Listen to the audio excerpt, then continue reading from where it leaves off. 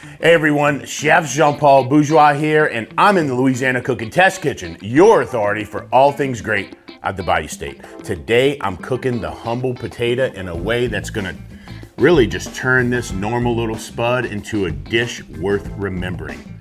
It's smothered potatoes. Let's get cooking. First and foremost, let's go over our ingredients here. We have bacon. You can use ham, you can use sausage, smoked pork, crispy. That's what you're looking for. We have potatoes. I like gold potatoes. Now, whether they're the small ones like this or larger Yukon gold potatoes cut down, you can use either one. I prefer the small ones. They're easier to process. They're easier to bite through. They're faster to cook. But you really want to use these nice golden, kind of more waxy potatoes instead of something like a russet. We have onion, shallot, we have chicken stock, we have cheese, we have rosemary, we have thyme, we have garlic, we have some spices, and we got everything we need for a delicious smothered potato recipe. Now, we got a pot getting hot. I'm going to kick it up to medium. I want to add just a touch of oil just to coat the bottom. But first things first, let's get that bacon into here, rendered and crispy. This is going to be the foundation fat, if you will, to make this entire recipe work.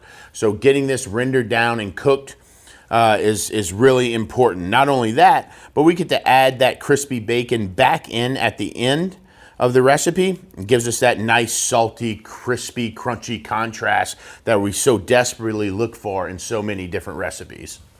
All right, our bacon is in, fire is on. I'm just gonna kind of break that up. I want to just, it's like you're making bacon bits at home, right? This is like shingled bacon. It's cut into small little pieces. That's essentially what you're making, is homemade bacon bits. So you just want to slowly render that bacon fat down, get it to start to fry in its own fat, get crispy before we can move on to our next steps.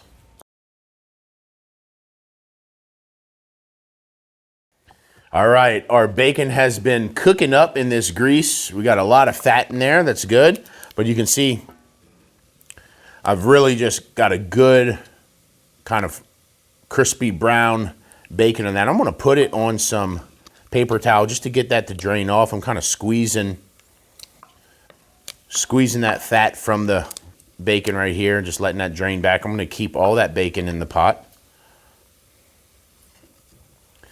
Just gently pull out. You don't have to get every little piece, and as you can see, there's some good stuff down in the bottom there. I'm gonna set this bacon aside, and really quick, I'm gonna turn that up to high, and what I'm gonna do is add my potatoes. Now, a lot of recipes for smothered potatoes do not call to do this, but I have all this hot bacon fat. I would find it a waste of bacon fat not to do this.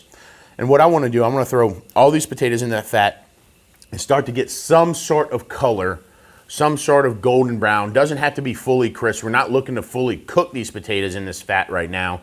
We just want to get some color. And from there, I'm going to add these potatoes right into this hot grease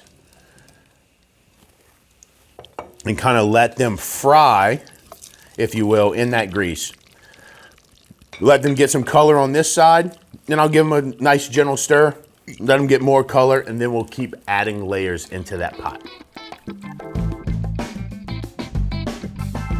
All right, so while my potatoes are frying in that fat, I have my ingredients for my next step here, but I want to get some of this rosemary picked off of the stem. So I'm just gonna pull the leaves off of the stem right here. Some of those tender bits on the end you can keep on. I'm gonna chop it all up too, so I'm not being too picky. I just want to get the woodsy stems out of the way. If you don't like rosemary, don't need to use this. Oregano is a good herb for this as well.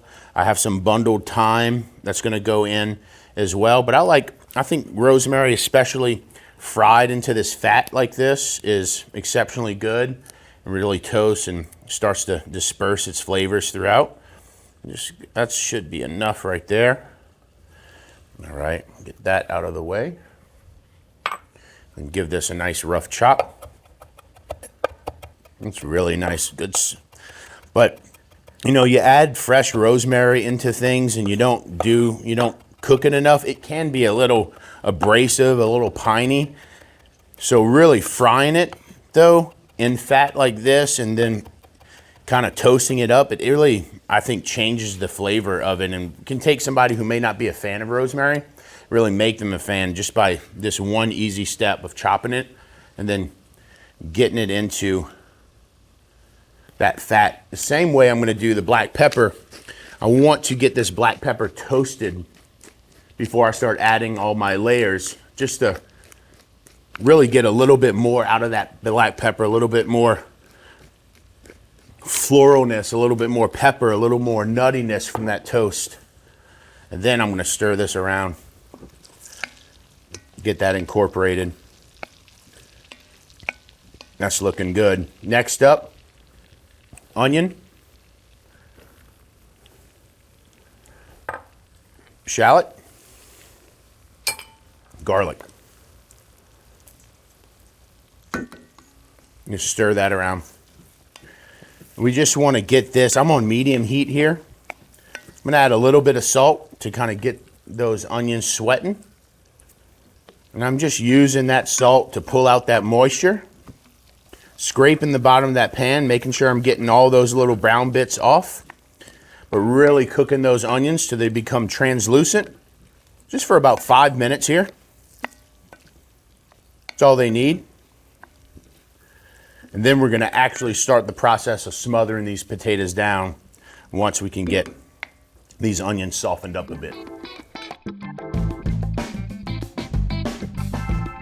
Okay, our potatoes are looking good. Our onions have become translucent and softened. That means I'm going to throw my thyme bundle in. I'm going to also give it some seasoning right here. Now remember, cooking potatoes, it is going to have some bacon, which is going to add some saltiness. But potatoes are going to take a lot of seasoning. They need to be kind of pretty aggressive. I'm not going to go too aggressive on the slap your mama because I don't want it too spicy. I'm going to add some of that and then a pinch of salt. Give that a stir around. And there will be another opportunity to season once these potatoes are done. So I'm going to add our chicken stock, is about 2 cups.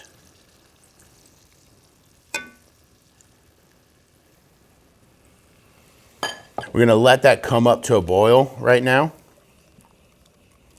What I'm going to do, instead of, while I'm waiting to come up to a boil, I'm just going to taste this chicken stock broth, because essentially this is what's going to be seasoning and cooking these potatoes. And so we can tell a little bit how this is seasoned, or how these potatoes are going to come out seasoned, by the flavor of this broth.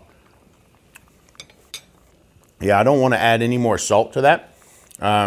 While that's coming up to a simmer, I'm just going to cut some green onions. These will be used towards the end, but I'm just making use of some time right now while I have it, while that's coming up to a boil.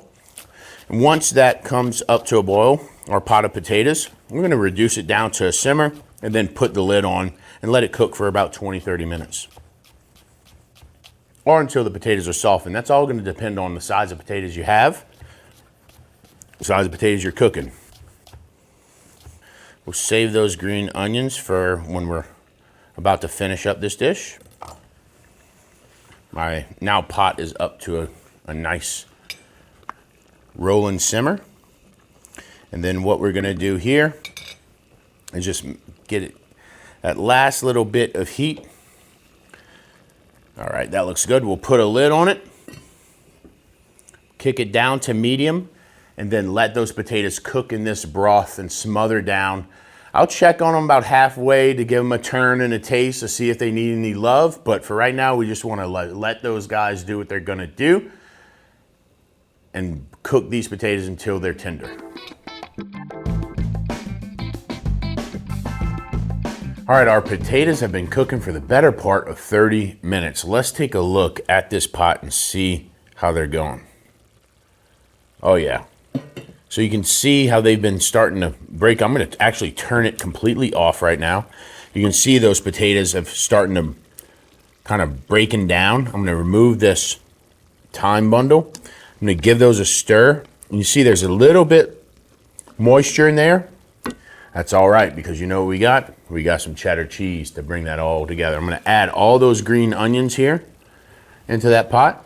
The fire is off. I'm going to add all that crisp bacon. right into the pot. And then the shredded cheddar cheese into this pot. And from there, all I'm gonna do is take that wooden spoon and just give this a stir. Fold all those ingredients together. The actual residual liquid really helps just keep our smothered potatoes nice and moist as that cheese is gonna start to melt and get stringy. That is looking perfect right there. Oh my goodness. So I'm just gonna plate this into a bowl before I try it. I mean, that just looks incredible. What a great side for steak night, for ribs, pork chops, whatever you got. If you're a meat and potatoes kind of person, this is a recipe that you need to have in your back pocket at all times. You can get all the ingredients from any grocery store. All you need is a pot, a couple simple techniques. This recipe is gonna take you to the promised land. I'm gonna blow, I gotta take some time. Y'all might need a cut. This potato's hot, boy. All right, we're gonna spread him out a little bit. Take a little sauce. Sauce is good. All right, here we go. With no regard for my own well-being. Boom! That is good. That's exactly what I was looking for out of this recipe. I hope you at home are gonna cook this recipe. I promise you will not be disappointed.